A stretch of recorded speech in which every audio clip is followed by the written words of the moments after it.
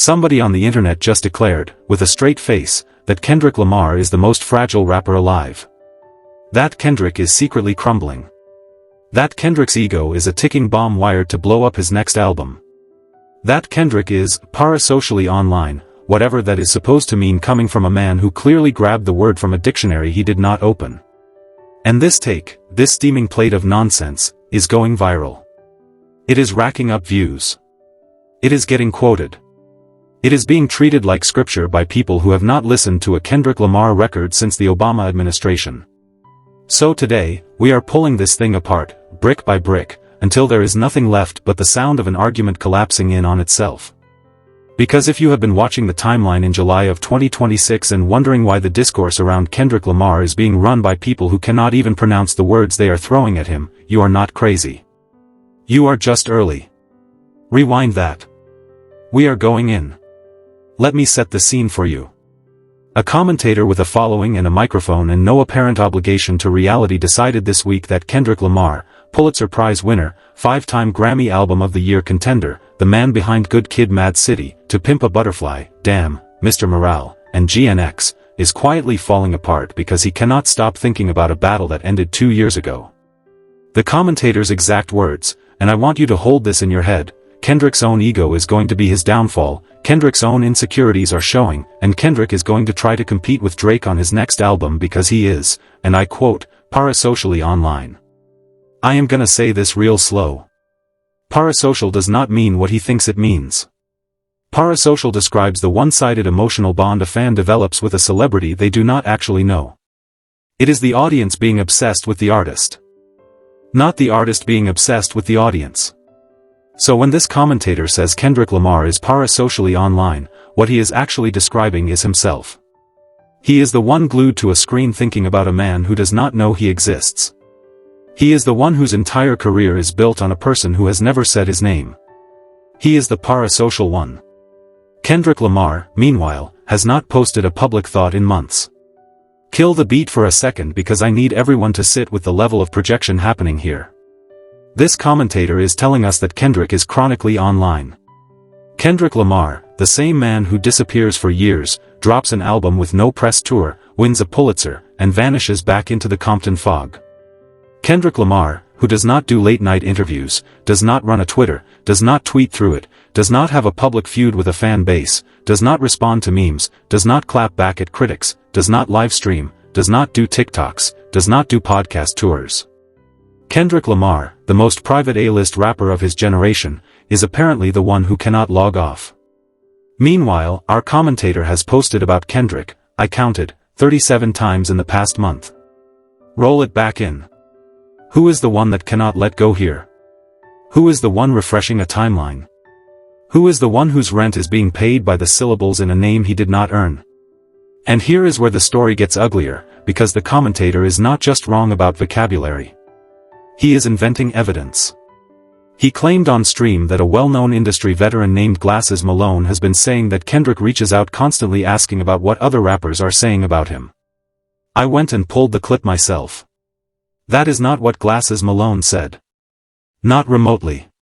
What Glasses Malone actually said is that Kendrick sometimes texts him about what is happening with new artists coming up in the culture.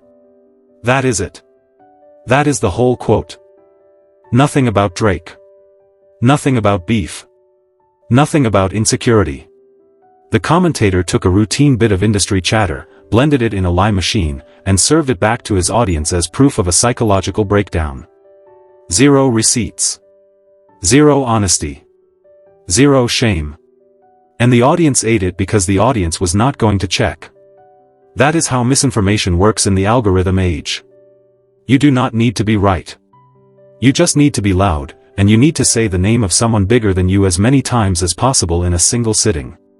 Give him the floor, though. Let us hear the rest of the pitch. The commentator says Kendrick will fail on his next album because he cannot handle the narrative that he needs Drake to matter. He says Kendrick is too fragile. He says the universe is going to hand Kendrick karmic justice for what he did in 2024. And I have to ask, out loud, in the year 2026, what exactly did Kendrick Lamar do in 2024 that he owes the universe payment for? Was it winning? Was it the record-setting Super Bowl halftime performance? Was it the 5 Grammys? Was it the fact that a song he made about another rapper became the most viewed rap music video on the entire platform? Because if that is the crime, then every artist on earth is now praying to be indicted. This is what happens when a commentator runs out of material. He does not just get lazy. He gets superstitious. He starts invoking karma like a man asking a slot machine to redistribute the wealth. Now I have to be honest with you, because the truth matters here more than the noise. Kendrick Lamar does not need Drake. Kendrick Lamar has never needed Drake. Kendrick Lamar had 2 of the greatest rap albums of the 21st century before Drake was even a plot point in his story. Good Kid Mad City is on every serious critic's shortlist. To Pimp a Butterfly is taught in university classrooms. Damn. Won a Pulitzer Prize for music, the first non-classical, non-jazz work ever to do it. Mr. Morale and the Big Steppers won Rap Album of the Year. Humble crossed 1 billion views.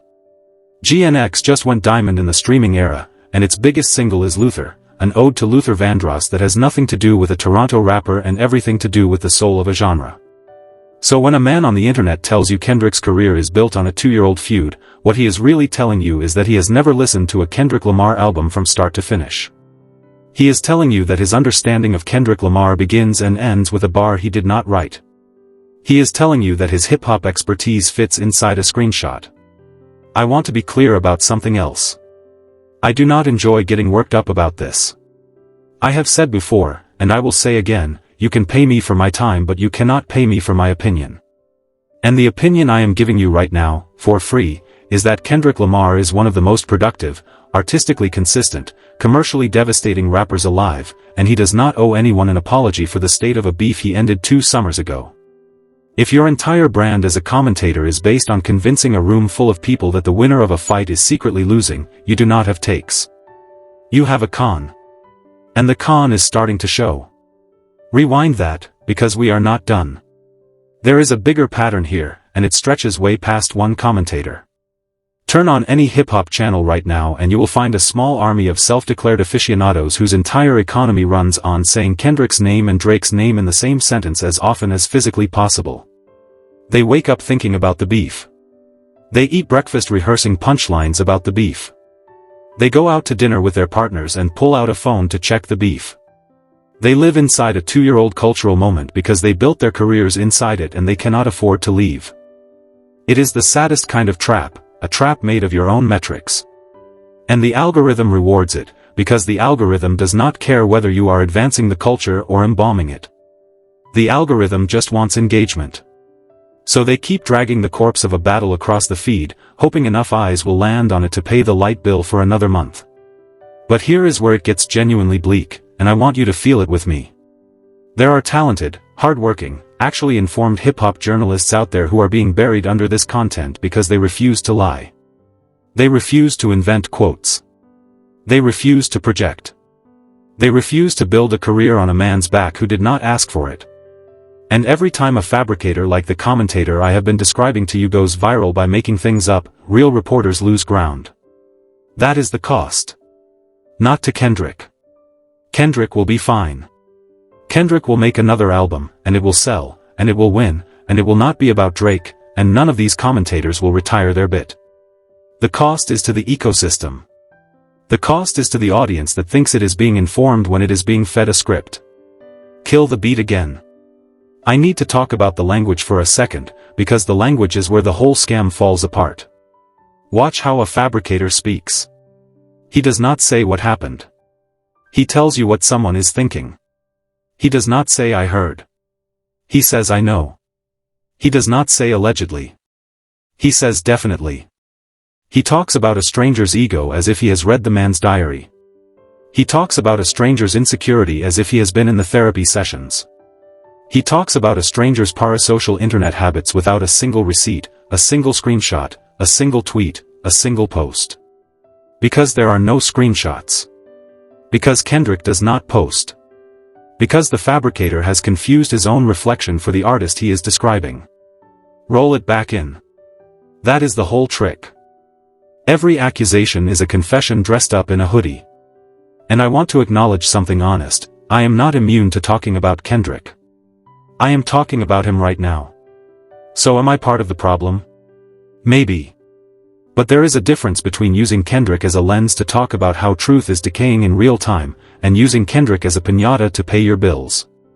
There is a difference between citing a discography and inventing a psychology.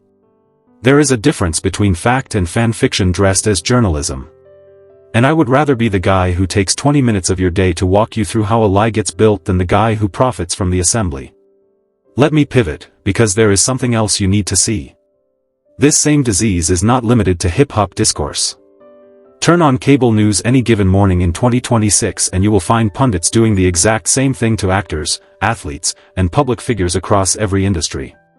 There is a pundit right now, you know the one, everyone knows the one, who reviewed a major blockbuster last week and led his review with the phrase, and I quote, "Spoiler alert, it is woke and I hate it." He hadn't finished the movie. He hadn't even bought a ticket. He was reciting talking points he was handed before the film premiered. And the audience clapped, because the audience did not want a review. They wanted a costume. That is what this commentator on Kendrick is selling too. Not an analysis. A costume you can wear on the timeline while you pretend to think. Never been me. That kind of empty performance has never been the game I want to play. I would rather be wrong out loud than right in a script somebody else wrote. And that is why we are here, and that is why you are here, and that is why the algorithm is going to have to reckon with the fact that when the noise gets loud enough, people start looking for a voice that is not being paid to lie. If you have made it this far, drop a comment that just says, "The con is showing," I will heart every one of them, and we will make the algorithm work for the truth for once. Now let me close this loop, because there is one detail I have been holding for the end. The commentator I have been describing to you? The one insisting that Kendrick's career is running on borrowed Drake fumes? I looked at his numbers. I looked at his channel growth. I looked at his subscriber count over the past year, since he started leaning full-time into the Kendrick beat. His subscriber count over the last 12 months, despite 37 Kendrick videos, despite 3 viral clips, despite every algorithmic advantage in the world for saying that name into a microphone, has moved by how much? I will save you the guess. 0. He is running the beef marathon of the century and his audience has not grown by a single follower. That is what parasocial actually looks like. That is what a career built on someone else's name actually earns you. Nothing. And the man he keeps trying to bury is quietly writing another album that will change the culture again while our commentator refreshes the analytics dashboard and prays for karma to arrive. So here is where we land in the summer of 2026. Kendrick Lamar is not fragile. Kendrick Lamar is not obsessed. Kendrick Lamar is not chronically anything, let alone whatever the commentator meant when he tried to say parasocial. Kendrick Lamar is doing what Kendrick Lamar has always done, making the music, taking the awards, saying almost nothing in public, and letting the work argue for him. The only person out here revealing an ego is the man who cannot stop saying Kendrick's name for rent money. The only person out here revealing insecurity is the man who watches Kendrick win and calls it karma in waiting. The only person out here parasocially online is the person who told you Kendrick was. If this hit for you, keep it locked, because next episode we are cracking open the paid narrative economy of hip-hop commentary, the receipts on who is actually funding these anti-Kendrick talking points, and why the platforms keep letting the fabricators cash the checks. Stack the wins. Talk to y'all soon.